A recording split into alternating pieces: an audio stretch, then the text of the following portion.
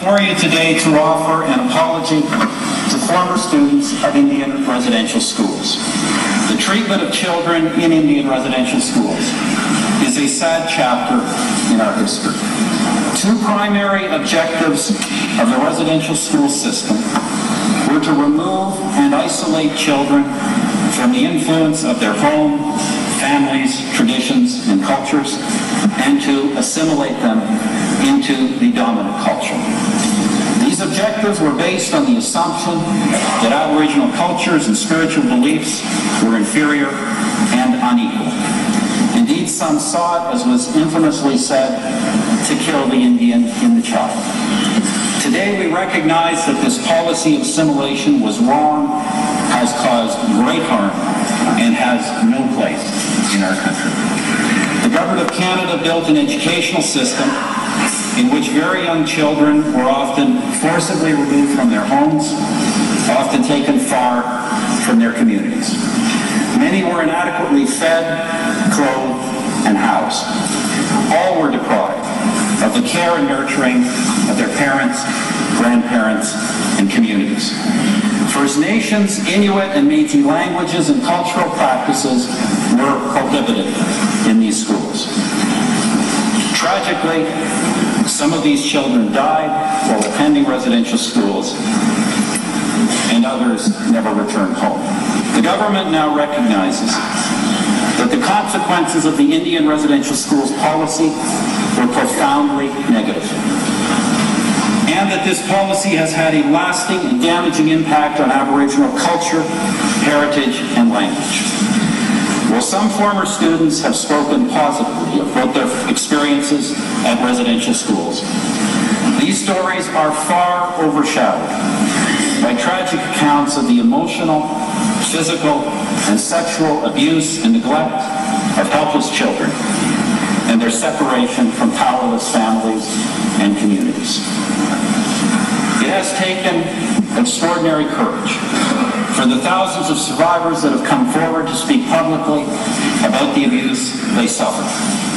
It is a testament to their resilience as individuals and to the strengths of their cultures. Regrettably, many former students are not with us today, and died never having received a full apology from the Government of Canada. Therefore, on behalf of the Government of Canada and all Canadians, I stand before you in this chamber so vital, so central to our existence as a country, to apologize to Aboriginal peoples for the role the Government of Canada played in the Indian residential schools system. To the approximately 80,000 living former students and all family members and communities, the Government of Canada now recognizes that it was wrong to forcibly remove children from their homes, and we apologize for having done this. We now recognize that it was wrong to separate children from rich and vibrant cultures and traditions, that it created a void in many lives and communities, and we apologize for having done this. We now recognize that in separating children from their families, we undermine the ability of many to adequately parent their own children and sow the seeds for generations to follow. And we apologize for having done this. We now recognize that far too often these institutions gave rise to abuse or neglect and were inadequately controlled. And we apologize for failing to protect you. Not only did you suffer these abuses as children, but as you became parents, you were powerless to protect your own children from suffering the same experience. And for this, we are sorry. The burden of this experience is properly ours as a government and as a country. There is no place in Canada for the attitudes that inspired the Indian residential school system to ever prevail again. You have been working on recovering from this experience for a long time. And in a very real sense, we are now joining you on this journey. The Government of Canada sincerely apologizes and asks the forgiveness of the Aboriginal peoples of this country for failing them so profoundly.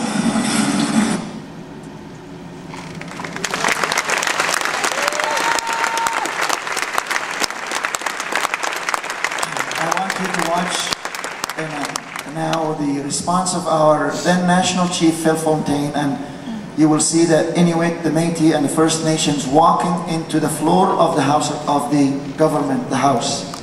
This has never happened ever in history, that anyone walks the floor that is not a member of Parliament. On va voir la réponse ici avec Phil Fontaine et les Inuits, Métis et Premières Nations qui entrent sur le plancher du Parlement. C'est jamais arrivé dans l'histoire que des non-élus passent là. For the first time in history, Inuit, Métis, and First Nations walk into the House, and you will see how the House receives them exactly as the church received them as they walk up the stage. And I want you to watch this clip. Vous allez voir comment la Chambre des communes les reçoit, exactement comme l'Église les reçoit aussi.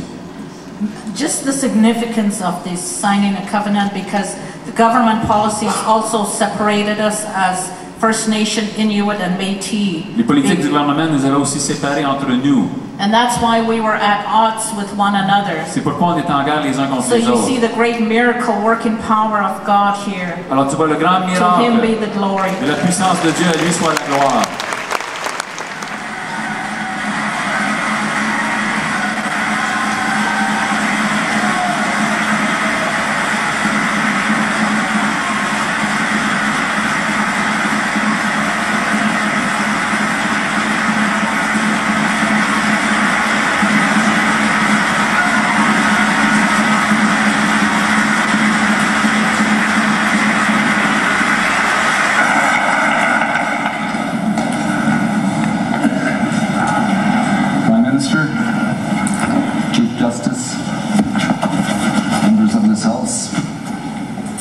Survivors, Canadians.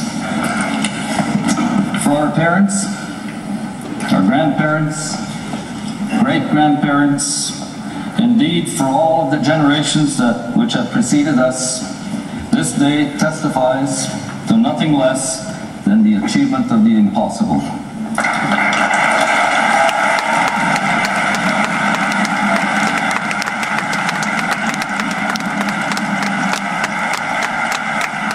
This morning, our elders held a condolence ceremony for those who never heard an apology, never received compensation, yet courageously fought assimilation so that we could witness this day. Together, we remember and honor them. For it was they who suffered the most as they witnessed generation after generation of their children taken from their families' love and guidance. For the generations that will follow us, we bear witness today in this house that our survival as First Nations peoples in this land is affirmed forever.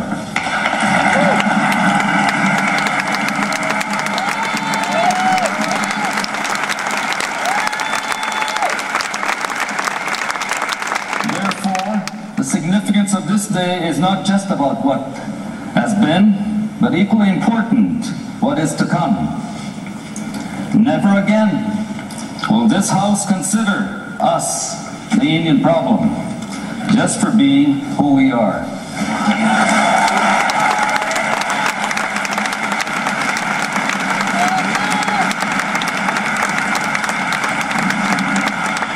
We heard the Government of Canada take full responsibility for this dreadful chapter in our shared history. We heard the Prime Minister declare that this will never happen again. Finally, we heard Canada say it is sorry.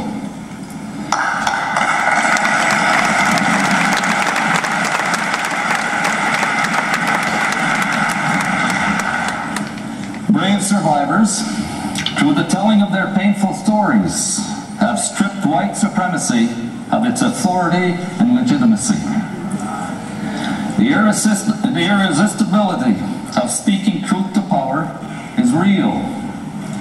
Today is not the result of a political game. Instead, it is something that shows the righteousness and importance of our struggle. We know we have many difficult issues to handle. There are many fights still to be fought. What happened today signifies a new dawn in the relationship between us and the rest of Canada.